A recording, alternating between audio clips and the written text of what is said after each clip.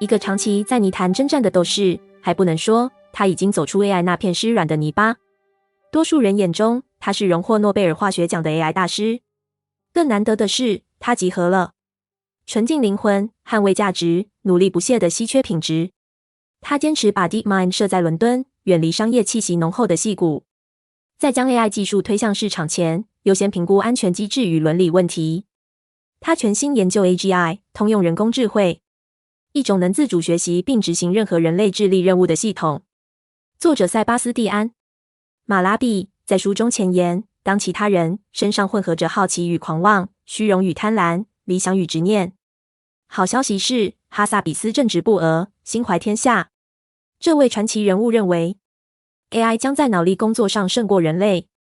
但截至目前，在7大巨頭的博弈中，科技終究要向人性與市場的數據服軟。AI 短短3年的歷史只說明一件事實：每半年迭代一次，遠看是技術紅利，近觀則是針對末位者的殘酷淘汰賽。哈薩比斯從5歲參加象棋大賽，設計電玩成功過，創業失敗過，最後與 Google 合併。這條路他走了40年，他的初心始終沒有改變。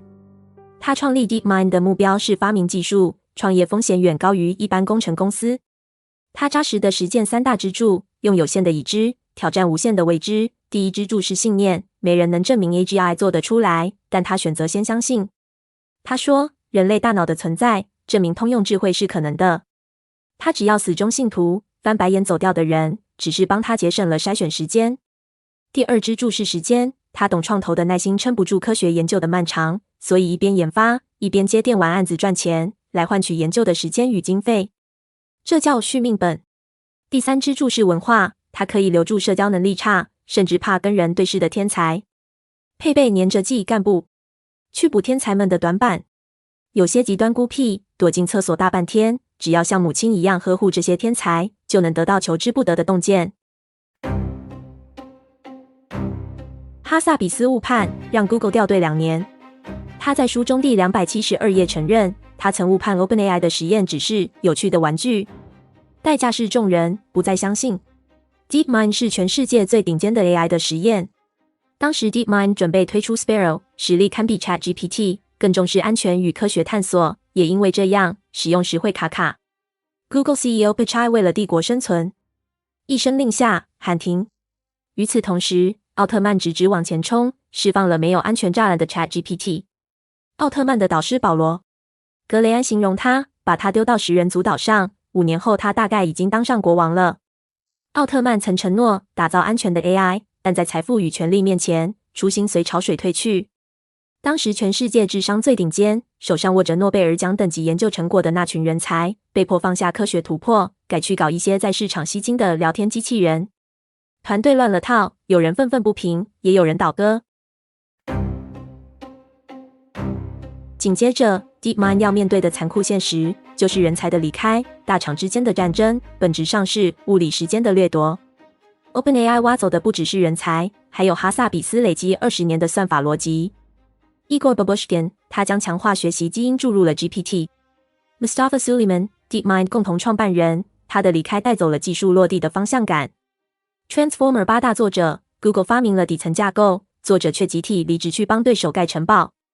2023年4月底，哈薩比斯憤怒道 ：“OpenAI 和微軟根本是直接把坦克車開到我們的草坪上。”戰火燃眉，他先是憤怒奧特曼有失武德，然後轉頭去研發聊天機器人，直到2025年11月18日 ，Gemini 3誕生，技術暫時領先，才終於為 Google 扳回一城。即使 Google 輸了市場，丟失人才，暫時放下哈薩比斯的 AI 神經腦科學，也要贏回聊天機器人這局世界大戰。Google 輸得起2年，因為它有壟斷利潤。這如果發生在沒足夠底氣的企業，可能就趴了。商業只有競爭，市場沒有慈悲。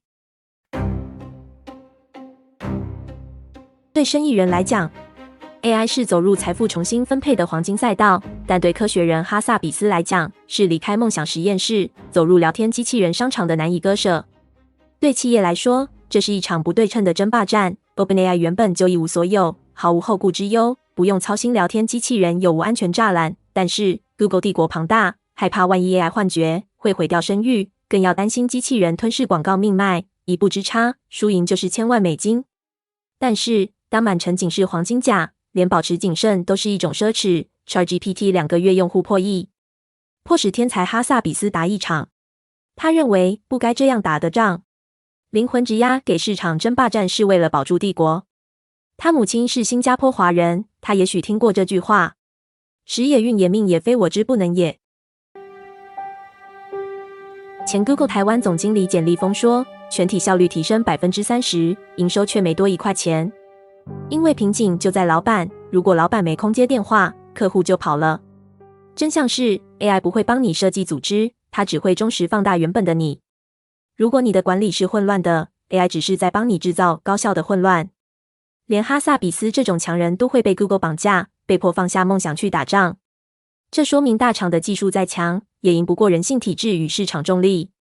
誰能把技術變成賬上的現金流，誰才能留在牌桌上。大廠忙着募資金，建灘投保。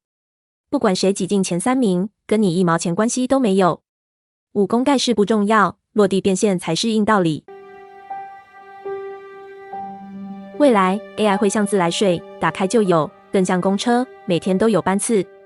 使用者不會管自來水要經過幾支水管才到家，只在乎喝下去安全不安全，也不在意公車在哪一國製造，只要能安全準時到站就好。AI 世紀，誠信與安全是唯一不被稀釋的真金白銀。